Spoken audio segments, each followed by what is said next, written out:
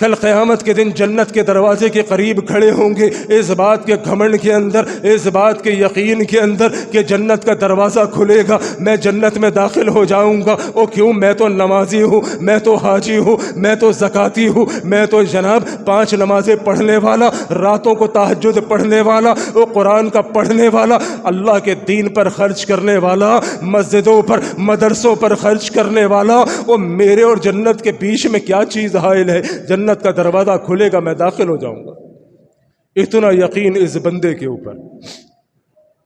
اللہ کے نبی صلی اللہ علیہ وسلم نے فرمایا، یہ نیکوکار جو پوری زندگی نیکیاں کرتا رہا، اپنی نیکیوں کے بھرم پر، اپنی نیکیوں کے گمان پر، اپنی نیکیوں کے یقین کے اوپر کہ میں نمازیں پڑھتا تھا، روزے رکھتا تھا، حج و زکوٰۃ کرتا تھا، لوگوں کو مال دیا کرتا تھا، یہ جنت کے سامنے کھڑا ہوا ہے، اس کو یقین، اس کو امید ہے جنت کا دروازہ کھلے گا، میں داخل ہو جاؤں گا۔ فرمایا اتنے میں کچھ لوگ آئیں گے، کچھ لوگ اس بندے کے پاس آئیں گے اور آ کر اس بندے کو کہیں گے، اللہ رب العالمین کی چونکہ اس دن عدالت سجی ہوگی، اللہ رب العالمین کا نظام ہوگا، رب بادشاہ ہوگا، رب کو کمپلینر کی حیثیت سے یہ کمپلین کریں گے، اللہ کو شکایت کریں گے، کہیں گے میرے اللہ، زمین پر یہ ظالم تھا، میں مظلوم تھا، اللہ یہ جو آج جنت کے دروازے پر سامنے کھڑا ہوا ہے، اپنی نیکیوں کے گھمنڈ میں، نیکیوں کے بلبوتے پر یہ سمجھتا ہے یہ جنت میں چلا جائے گا، میرے اللہ میرا اس پر حق ہے۔ اللہ زمین پر یہ ظالم میں مظلوم، یہ طاقتور میں کمزور، اللہ اس نے میرا حق کھایا تھا، اللہ مجھے آج میرا حق چاہیے، اللہ آج بدلے کا دن ہے، اللہ آج انصاف کا دن ہے۔ رب رحمان فرمائیں گے چل میرے بندے، اس بندے کا مال جو تو نے کھایا تھا، اس کے ساتھ جو زیادتی کی تھی، آج اس کو دے۔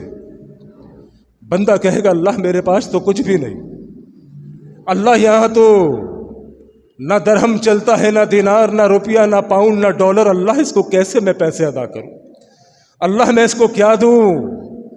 رب رحمان فرمائیں گے بات تو تیری درست ہے، نہ یہاں روپیہ، نہ پیسہ، نہ درہم و دینار، کچھ بھی نہیں چلتا، چل ایک کام کر، اپنی نیکیاں اٹھا کے اس کو دے دے، اپنی نیکیاں اٹھا کے اس کو دے دے۔ وہ بندہ جو جنت کے دروازے کے سامنے کھڑا ہوا تھا کہ میں جنت میں چلا جاؤں گا چونکہ میں نمازی روزے دار، اپنی نیکیاں اٹھا کے اس بندے کو دے دے گا۔ ابھی وہ بندہ جائے گا، دوسرے لوگ آ جائیں گے، کہیں گے میرے اللہ ہمارا بھی اس بندے کے اوپر حق نکلتا ہے، اللہ ہمیں بھی انصاف چاہیے۔ اللہ رب العالمین فرمائیں گے اس بندے کو کہ جو جنت کے دروازے کے سامنے کھڑا، جنت کے دروازے کھلنے کی امید کر رہا تھا، رب کہیں گے ان کو بھی راضی کرو،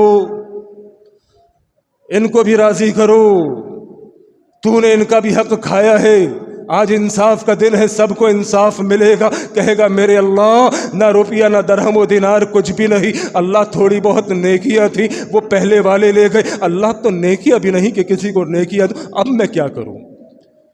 رب فرمائیں گے ٹھیک ہے نیکیاں تو تیرے پاس کچھ نہیں، چلو ایک کام کیا جائے، حکم ہوگا اس بندے کے گناہوں کو اٹھا کے اس کے اوپر ڈال دیا جائے، اس بندے کے گناہوں کو اٹھا کے اس بندے کے اوپر ڈال دیا جائے گا جو جنت کے دروازے کے سامنے اپنی نیکیوں کے بلبوتے پر کھڑا تھا، وہ نیکیاں بھی چلی گئی، دوسرے کے گناہوں کا پہاڑ اس کے اوپر آ گیا، بجائے جنت کے جہنم میں چلا گیا۔ میرے محترم بھائیوں، یہ ہے وہ نیکیاں جو میں نے کمائی تھی۔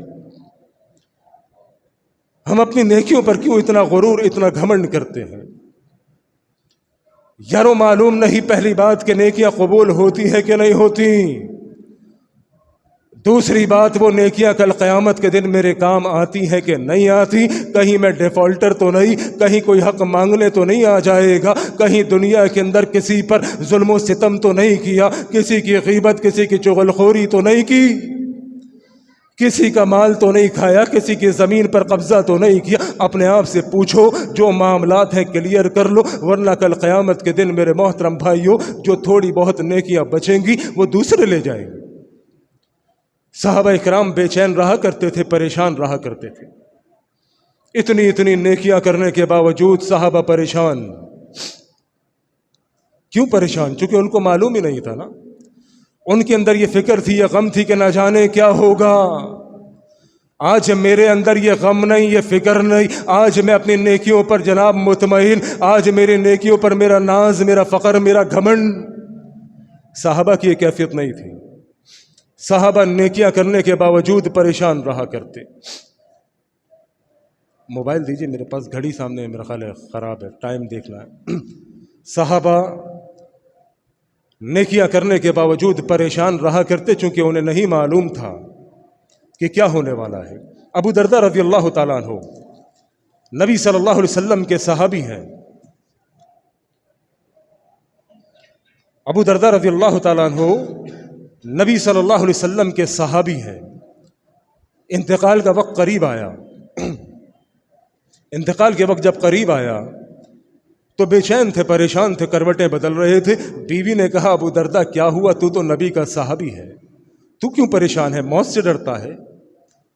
ابو درداء رضی اللہ تعالیٰ عنہ فرمانے لگے اللہ کی قسم موت کا کوئی خوف نہیں، موت آئے گی تو رب رحمان کا دیدار ہوگا، اور موت آئے گی تو جنت ملے گی، موت آئے گی تو حوروں کا ساتھ ہوگا، موت آئے گی تو ہی تو شرابوں کی نہریں ہوں گی، موت آئے گی تبھی تو شہد کی نہریں ہوں گی۔ اللہ کی قسم یہ موت تو حائل ہے، بیچ میں رکاوٹ ہے رب کے دیدار میں، موت کا کوئی خوف نہیں۔ خوف اس بات کا ہے کہ مرنے کے بعد نہ جانے جنت ملے گی کہ جہنم۔